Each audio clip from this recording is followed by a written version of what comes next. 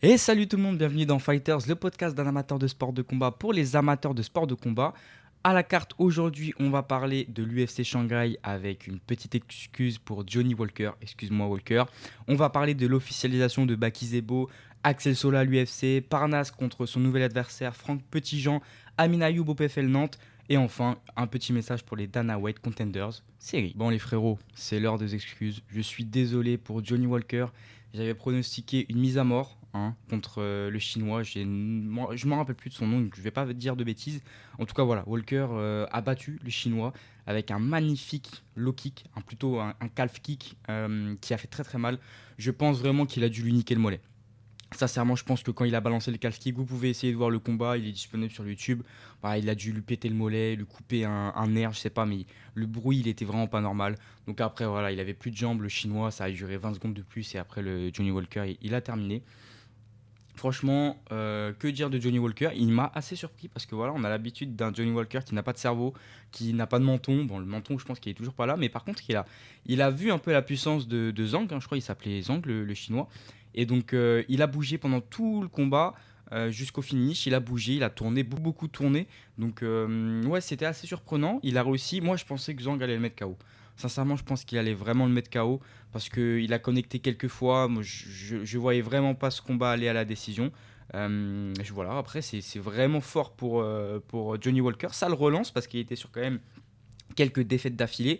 Donc, bah, c'est la classe pour Johnny Walker. Il fait un beau finish en plus. Donc, franchement, que dire? Que dire, franchement, c'est pas mal pour lui. Donc voilà, c'était bien Zang, j'étais en train de vérifier. Donc voilà, pardon Johnny Walker, j'ai hâte de voir ce qu'on va lui mettre comme prochain adversaire. Maintenant qu'il a gagné, ça rajoute un peu de valeur à son nom. Donc voilà, est-ce qu'il va regarder devant lui? Je sais pas. En tout cas, c'était une belle petite victoire. Malgré que l'UFC Shanghai n'était pas incroyable. Il y avait eu des combats qui étaient sympas. Le combat contre Pavlovich, contre l'autre là, je me rappelle plus. C'est pas très palpitant. Sterling Ortega, c'était pas très palpitant. C'était pas la meilleure carte de l'année. C'est pas grave, puisqu'il y a l'UFC Paris qui arrive dans quelques jours. C'est dans une semaine à peu près.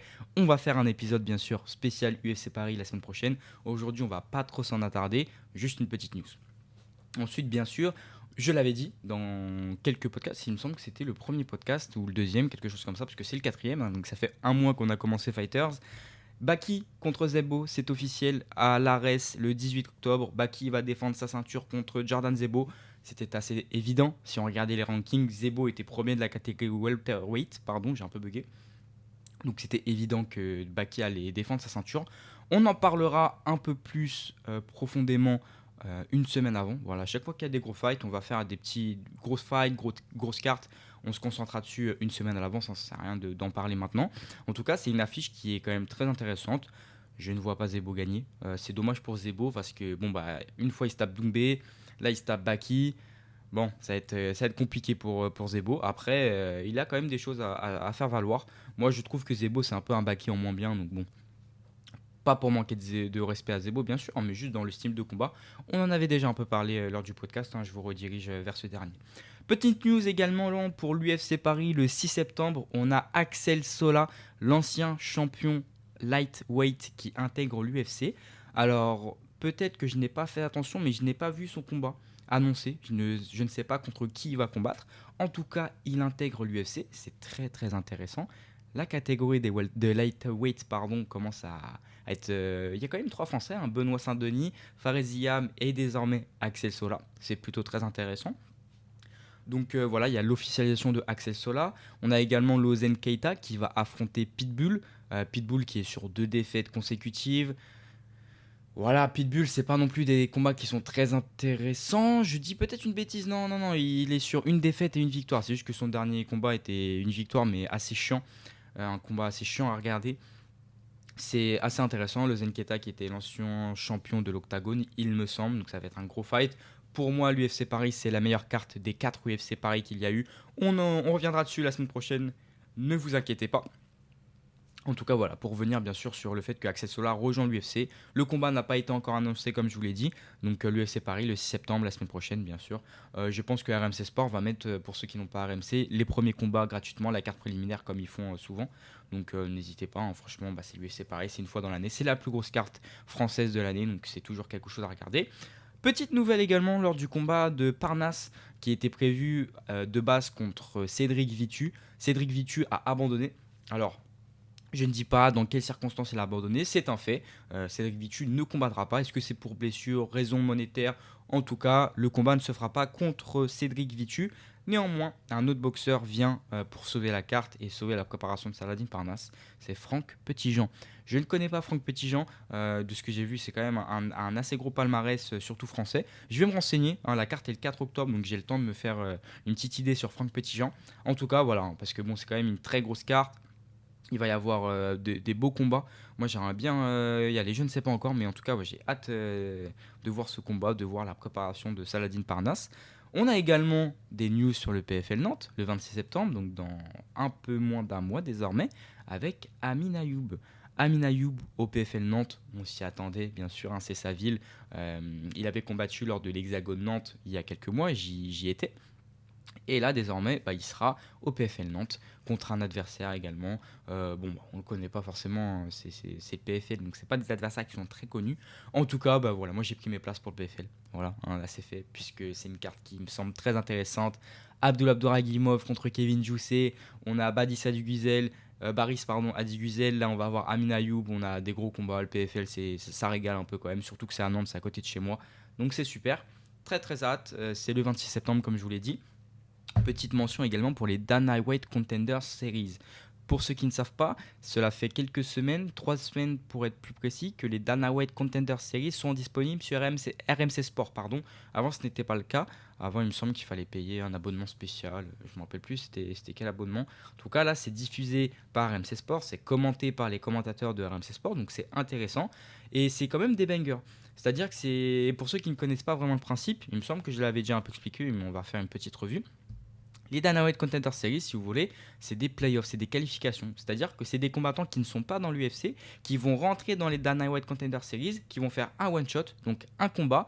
Et à l'issue de son combat, Dana White va décider si ce combattant, s'il a fait une belle performance, il va pouvoir remporter un contrat UFC. C'est un contrat UFC de base, mais voilà, donc c'est sympa. Et du coup, bah, si vous l'aviez pas compris, eh bien vu que ça récompense vraiment la performance, généralement, c'est des gros combats, c'est des gros finishes parce que les gens, ils ont la dalle, ils ont envie de rentrer à l'UFC. Donc c'est aussi à double tranchant, c'est-à-dire qu'on peut aussi voir des prestations vraiment pas ouf, puisqu'il y en a qui n'ont pas forcément le niveau. C'était le cas, hein, il y a des combats où vraiment on voit que c'est pas top partout. Après, il y a quand même des fulgurances, hein. Il y a des combattants qui ont un excellent niveau au sol, mais qui sont vraiment pas top debout. À l'inverse, il y en a qui ont un style de combat assez soporifique et d'autres qui sont assez spectaculaires. Franchement, ça dépend. Mais en tout cas, voilà, si vous êtes en manque de MMA, et bah, n'hésitez pas, c'est sur MC Sport. Donc, Dana White Contender Series. On a également une belle petite carte de boxe qui va se faire également du côté de RMC Sport. Donc ça, c'est très intéressant. Il va y avoir Rima Ayadi qui va combattre. Il va y avoir également Kevin Lelesadjo, Stitu, hein, plus connu sous le nom de Stitch. Et c'est... pardon un peu pour le bug, je vais boire une petite gorgée de thé. Voilà, je vais devoir m'hydrater un peu.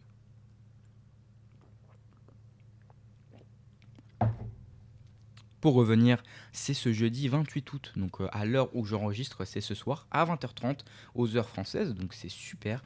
20h30, on va retrouver Stitu, on va retrouver Kevin Elesadjo, Rima Ayadi, donc franchement c'est très très intéressant. C'est publié sur RMC Sport, donc pour ceux qui ont RMC Sport, bah voilà, c'est nickel. Quelques news également, on a Wally Tandia qui va combattre à l'Hexagone 19 septembre. Très très grosse carte de l'Hexagone le 19 septembre, franchement. On a Paul Denis Navarro, il me semble. On a également du coup là Wally Tandia. Franchement, c'est une très très belle carte. Il me semble qu'il va y avoir voilà qui est Landouzi. On va avoir vraiment des très très belles cartes. On a également une carte hexagone au Sable d'Olonne. Alors c'est ici que j'habite, donc malheureusement je ne vais pas pouvoir y aller puisque j'ai un empêchement. C'est vraiment con, mais j'ai un empêchement, mais une petite carte hexagone à domicile. Donc je ne sais pas, je ne connais aucun de ces combattants. C'est une petite carte puisque les Sables d'Olonne c'est une petite ville, mais ça fait plaisir que l'hexagone voilà, prendre de l'expansion, essayer d'aller un peu partout. Donc voilà, très très intéressant. En tout cas, grosse carte hexagone également. On va avoir du Théo Ulrich, pardon.